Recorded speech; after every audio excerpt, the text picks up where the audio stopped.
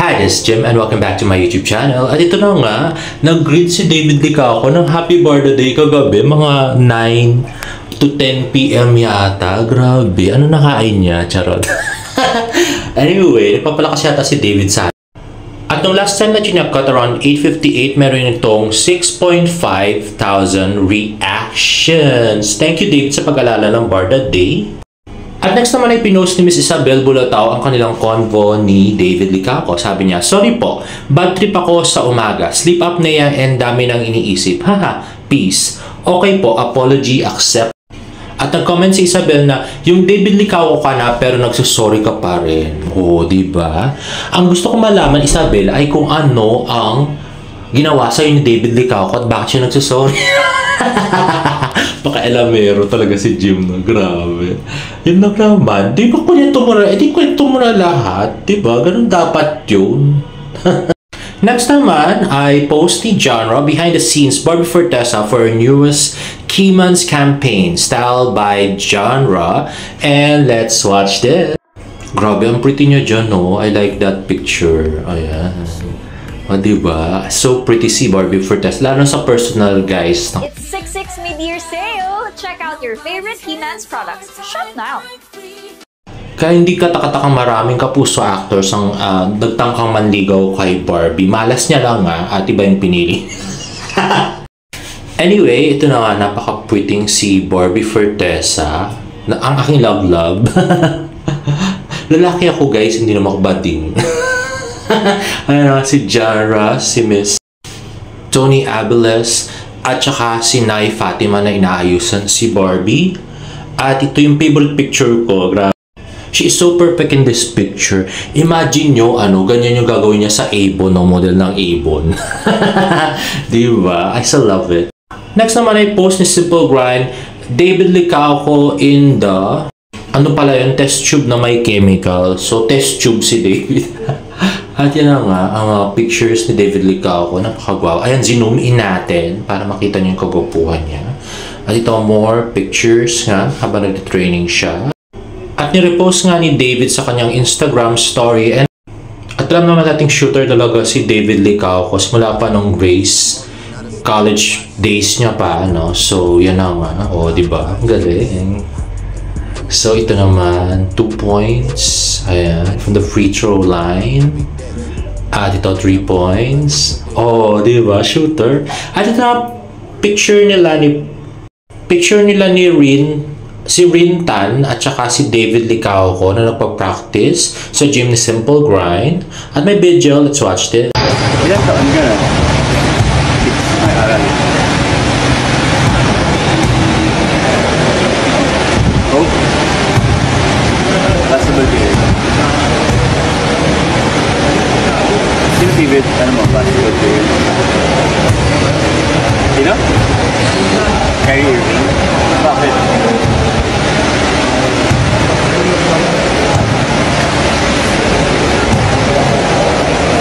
Sorry? Great? Handle. Can I see your handle? Oh, high five lang, high five. Ayun na nga, so mukhang mahiyain din si Rin Tan. At medyo namumula nga yung mukha ni David sa pawis at sa pagod. At bilib naman ako kay Rin Tan tsaka doon sa katatay niya si Prince Tan na ang yaman nila para ma-afford agad yung pagtitraining kay Simple Grind. Big time to mga to, guys. At ayun na nga, every 5 PM ay may Twitter party ang David Troops for the birthday of David. Ito, 9 days na lang before his birthday. At si Tita Amy din ay may countdown naman para kay Jean. At next naman ay nasa SM Clark na naman kanina. Sa Kuya Korea SM Clark na naman si David. At sabi nga ni Mabel Rapsing, mapapa-wow ka talaga sa kagupuhan niya, David Licauco. Ayun na nga, so mukhang si David ang nag-receptionist kanina. Ayun, napakagwapo nga. Bagay niya yung white, no? Kaysa yung laging black. At yan na nga.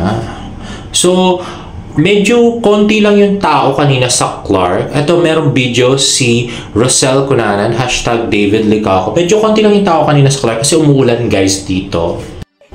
More. This is a video of David taking pictures with fans. So, kumain kaya itong mga to dun sa resto. Kasi nasa labas lang di ba? Baka hindi naman kumain, no? Dapat minsan naman kumain naman kayo, guys. Pagkapapapicture kayo kay David, no? Para sulit naman yung kanyang pagpipicture sa inyo. Mahiya naman kayong konti. Charot. Diba? Ayan, mga fans nagpa-picture kay David. Diba? Ayun, yung mga nasa loob, sigurado kumain yung mga yun. Pero yung mga nasa labas, hindi ako masyadong sure. Ayan. Pogi daw. At ito, another picture. Ayan, sana, wala akong picture na wala siyang, cap, no? Next time, guys, pilit akong patatanggal yung cap ni David. Pag picture ako sa kanya, okay? At next ay mga pictures ni Agassi Ching from yesterday's taping ng Black Rider. At in fairness, sa tulong ng mga barda at ng D-Stans, or David Troops, ay napapatrending naman nila si David paggabi. Good job, guys! Next ay article ng Cinema Bravo kay Ken Leviste. Sabi, award-winning filmmaker, educator Ken Leviste dreams of Barbie Fortesa, Joshua Garcia rom-com. Ang sabi sa akin ng isang director nung pagkapanalo ko, wag ka magiging Daryl Yap. Nagulat ako, sabi ko, opo, I promise. Parang nag-gets ko agad. Award-winning filmmaker, educator Ken Leviste revealed, if I'd given the chance to create or direct a movie tapos meron akong ipo-partner, gusto kong i-try si Barbie Fortesa from GMA with Joshua Garcia from ABS-CBN. That's a dream pairing of emerging and award-winning filmmaker, educator Ken Leviste, who recently bagged the award for the National Outstanding and Inspirational Educator of the Year at the recently concluded Excellent Filipino Award.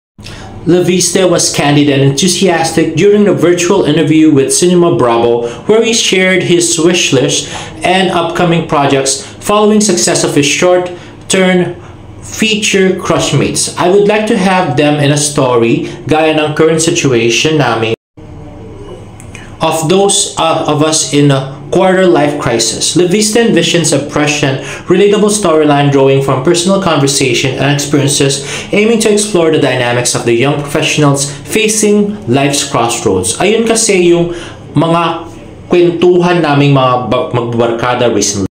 Sila yung mga gustong mag-resign.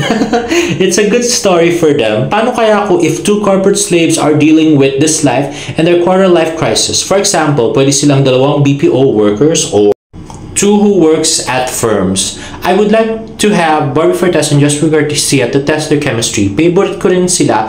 Mga recent kong mga napanood na show nila. Leviste expresses admiration for Fortesa's versatility and natural charm, highlighting her recent work that captivated the audiences.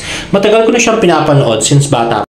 Napakatural ng pagiging kalog niya. She's very charming in those types of roles. She's versatile and dami nang pinasubok sa kanyang roles ng GMA. Yung recent na niya ay favorite ko, yung Maria Clara Tibara. She has good performance there at nakakaliw sa. On the other hand, Leviste praised Garcia's natural talent and likens him to iconic actors, recognizing his growing opportunities and sustainability or suitability for a certain role. Si Joshua naman, I see him as the young John Lloyd Cruz of our times. Parang dati, di ba? Yung mga iconic actor talaga nag-emerge without them trying. Dati, hindi masyado napapansin si Joshua Garcia. Nung napanood ko siya sa Netflix, yung mga dati niyang movie, nung hindi pa siya ganun kasikat, natutuwa ako na noon pala ay galing niya na pala. I deserve niya, he's getting more opportunity. Kasi natural talaga yung acting niya. Bagay talaga sa kanya yung mga role na binest friend, yung role na mabait na kaibigan. Actually, I like the concept, pero sana naman ay ikaw na yung makapag-alis ng sumpa ni Barbie Fortesa na hindi nakipag-kissing-sing. Kahit isang smack lang, no, mapagawa niya kay Barbie tsaka kay Joshua yun. Ang ganda yata. I'm so excited for this. Sana, guys. And lastly, a TikTok video that I made last year of Barda shooting That Kind of Love in South Korea. Let's watch this. new pictures of David Lee Coco and Barbie Forteza in South Korea. Magkatabi naman pala sila ang aking pahinga. Ayun na nga guys. So last year, medyo nainis kami sa Pocket Media kasi parang ang tumal nung video at pictures na magkasama si Barbie at si David off-cam. Talagang ang tumal, grabe kung sino-sino kasama ni David. Si Divine lagi niyang kasama, tapos si Nathan, tapos si Barbie naman, si Chris the Virgin naman lagi niyang kasama. Love team yung ginagawa, di ba? Bakit kailangan paghiwalayin, no? Grabe, nakakagigil nun. At lastly, ito yung key months video ni David kahapon, guys. Now, if you like this video, please give it a thumbs up and please subscribe to my YouTube channel for more birthday updates. See you in my next vlog. Bye!